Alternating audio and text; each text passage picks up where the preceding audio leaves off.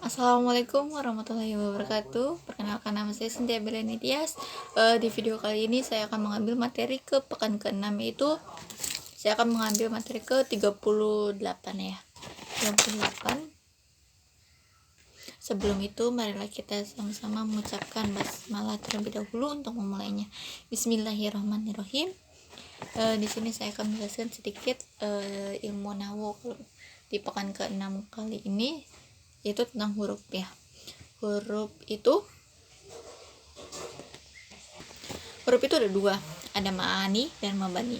Kalau mabani itu huruf yang tidak memiliki makna, jika dipisahkan itu tidak memiliki makna, tetapi jika digabungkan itu menjadi mempunyai makna. Huruf mabani itu dibagi lagi menjadi dua, ada huruf sahih dan huruf ilah.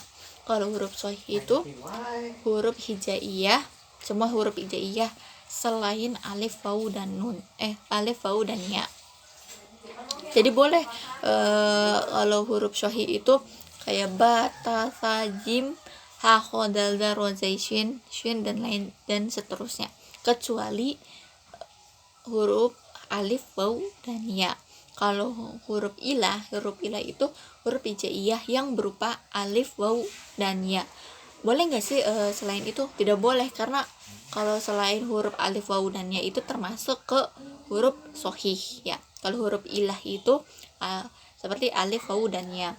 Kemudian ada huruf mabani.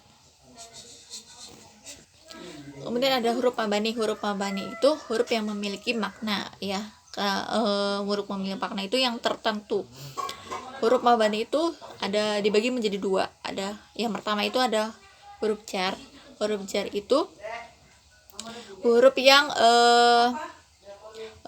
akan ketemu dari huruf jar itu, yang ketemu berupa salah satu huruf jar itu, maka kata berikutnya akan berubah harokatnya menjadi kasroh. Salah satu apa sih contoh-contoh huruf jar itu apa saja, yaitu adanya min, ila, ala, terus fi, robba, bi dan lain sebagainya ya. Kemudian adanya yang kedua itu huruf ataf. Huruf ataf itu huruf yang berupa kata sambung, huruf kata sambung dari kata satu kata lainnya. Kalau misalkan dalam bahasa Indonesia mah kata sambungnya seperti dan seperti, terus tetapi dan seterusnya. Kalau dalam bahasa Arab itu disebut huruf ataf ya. Kalau huruf ataf itu yaitu ada wa, fa, terus au, am, lam dan lain sebagainya, yaitu ya. Terus huruf ataf. Kemudian ada huruf qasam. Huruf qasam itu huruf yang berupa janji atau sumpah ya. Itu salah satunya itu waw, ba dan ta. Nah, selanjutnya saya akan contoh-contoh ilmu nahwu yang saya dapat di materi ke-38 kali ini ya. Yang pertama adanya al-makruf, itu masuk ke dalam huruf jar juga, dikarenakan adanya alif lam termasuk huruf jar juga, maka kata selanjutnya itu berubah menjadi kasroh. Kemudian bil muraginani itu termasuk ke dalam huruf jar juga, dikarenakan salah satu huruf jar yaitu huruf bi ya termasuknya, maka kata selanjutnya berubah menjadi kasroh. Kemudian il a'immati Hasanu bnu Ali yil makruf ya. Al-immati termasuk ke dalam huruf jar, dikarenakan salah satu huruf jar yaitu alif lam, maka harokat kata selanjutnya harokatnya berubah menjadi kasroh ya. Dan al-jahilun termasuk ke dalam isim muzakkar. Isim muzakkar salim, apa sih isim muzakkar salim? Isim muzakkar salim itu yang menunjukkan itu muzakkar itu laki-laki, kan di situ ada isim muzakkar salim. Salim ini termasuk muzakkar salim dikarenakan cirinya itu kalau muzakkar salim itu adanya waw dan nun ya, waw dan nun atau iya dan nun. Kalau misalkan muannas salim itu cirinya itu adanya alif dan ta ya. Jadi jahilun itu termasuk isim muzakkar salim yang saya sebut yang jelaskan tadi karena adanya waw dan nun. Kemudian ada wa fil jahli itu termasuk ke dalam huruf jar dikarenakan adanya salah satu huruf jar yaitu fi, maka kata selanjutnya harokatnya berubah menjadi kasroh. Terus terdapat juga huruf atof yaitu waw dalam wa fil jahli. Kemudian ada burhanuddin itu termasuk isim muzakkar salim. Kenapa? Karena yang saya sebutkan sebelumnya itu isim muzakkar salim itu cirinya itu ya dan nun atau wa dan nun ya. Di sini ada burhanuddin terdapat ya dan nun, itu termasuk ke dalam isim muzakkar salim ya. Kemudian qoblal kuburi termasuk ke dalam jar juga karena adanya al kuburi alif dan lam, maka kata selanjutnya berubah menjadi kasroh.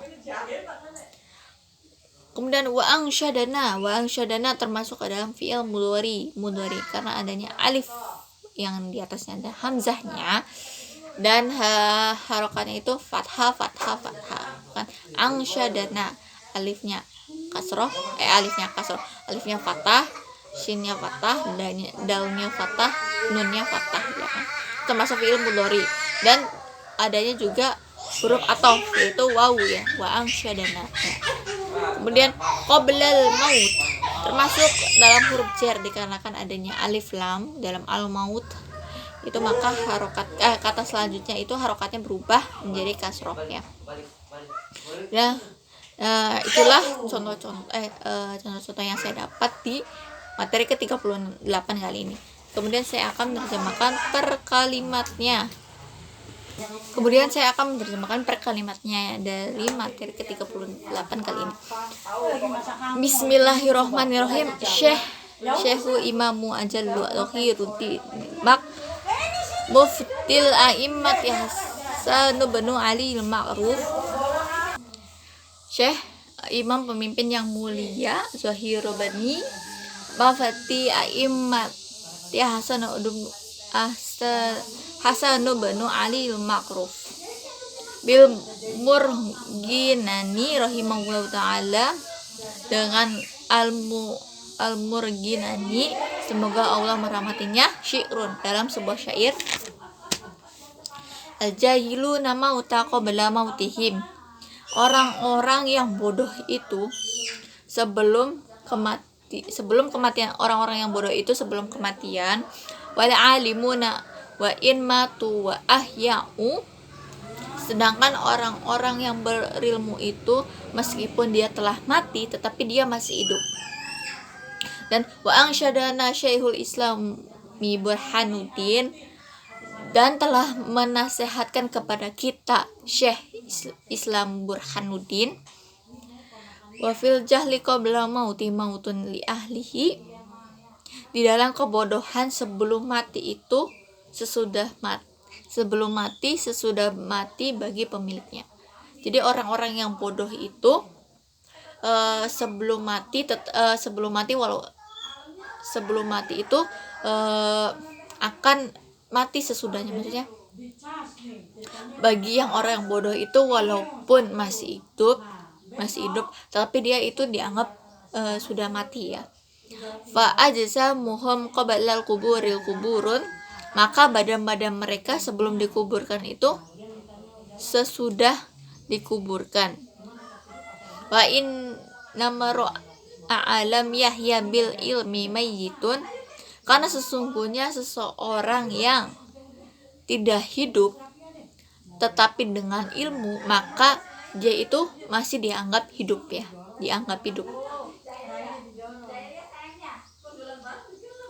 maksudnya karena sesungguhnya itu yang tidak hidup dengan ilmu itu dianggap mati. Jadi kalau misalkan orang yang tidak hidup dengan ilmu itu tuh dianggap mati walaupun dia masih hidup juga ya. Walaisa lahul hina nusurun, bagi orang-orang itu tidak ada bagi orang-orang itu pada waktunya kebangkitan satu kebangkitan pun. Jadi orang yang bodoh itu, yang tidak punya ilmu itu, tidak ada bagi orang tersebut itu orang bodoh itu dalam kebangkitannya, walaupun satu kebangkitan pun tidak ada ya. Aku ilmi hayyu khalidun ba'dal mautihi, orang yang mempunyai ilmu itu adalah hidup walau baik sesudah maupun sebelum mati ya, itu tetap aja dianggap hidup.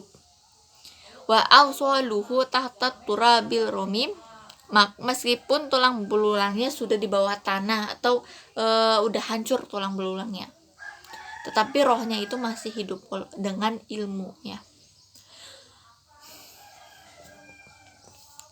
Wa zul jahlil mautun wa huwa yamshi ala saro, sedangkan si bodoh sudah mati meskipun dia masih hidup di atas bumi.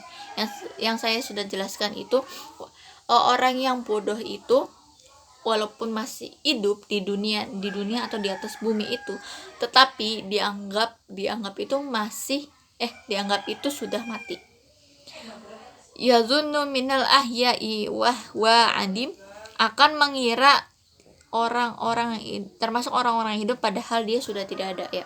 Hayatul qalbi ilmun fa'tanimhu, hidupnya hari itu adalah dengan ilmu, maka gunakanlah.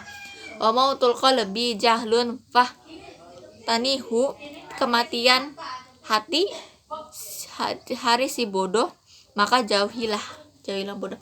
Jadi inti dari materi 38 ini, jadi orang yang bodoh itu yang tidak didasari dengan ilmu, tidak punya ilmu itu, walaupun dia sudah mati ataupun belum mati, itu dianggap sudah mati. Yang belum mati aja sudah dianggap mati, apalagi yang sudah mati kan. Walaupun ia dibangkitkan, itu tidak ada kebangkitan, satu kebangkitan apapun. Beda dengan halnya orang yang mempunyai ilmu walaupun dia sudah mati, tulang belulangnya sudah hancur ya, dimakan binatang-binatang yang di dalam tanah, yang sudah ditenggelamkan di dalam tanah, tetapi dia itu masih hidup walaupun ya begitu ya, tulang-tulangnya udah hancur, sudah hancur lebur, tapi dia masih hidup ya. Beda dengan yang orang yang si bodoh. Maka dari itu kita sebagai makhluk ciptaan Allah itu harus mempunyai ilmu. Janganlah kita bodoh ataupun malas, karena kalau misalnya kita bodoh atau malas itu, maka itu tuh kita dianggap mati. Atau misalkan kalau misalkan di dunia itu kan kita bodoh, kita itu akan mengikuti arus aja kayak air, mengikuti arus kemana kita pergi, kemana yang titik rendah, dari titik yang tinggi ke titik yang rendah. Itu maksudnya itu kalau kita bodoh itu kita ngikut aja alur-alurnya. Misalnya kita ada alur yang tidak benar, ya udah kita ngikut aja. Sedangkan kalau misalkan orang yang pintar itu kan kita bisa berpikir, oh ini tuh jalan yang salah, maka kita jangan jalan ke sini gitu. Jadi kita tidak boleh menjadi orang yang bodoh. Gunakanlah ilmu tersebut untuk kebaikan, maka ilmu itu tuh akan dibawa ke akhirat ya. Apa jadinya nanti kita kalau sudah mati, kita membawa apa? Kita membawa ilmu ya, membawa pahala. Kalau misalkan orang-orang yang tidak membawa ilmu, ya na'udzubillah min dzalik, akan masuk ke neraka ya. Itulah pemaparan materi ke-38 dari saya. Mohon maaf bila ada kesalahan perkataan. Mohon menawarkan. Sebelum menutupnya, seperti biasa, marilah kita mengucapkan hamdalah terlebih dahulu. Alhamdulillah. Sekian dari saya, kurang lebihnya mohon maaf. Wassalamualaikum warahmatullahi wabarakatuh.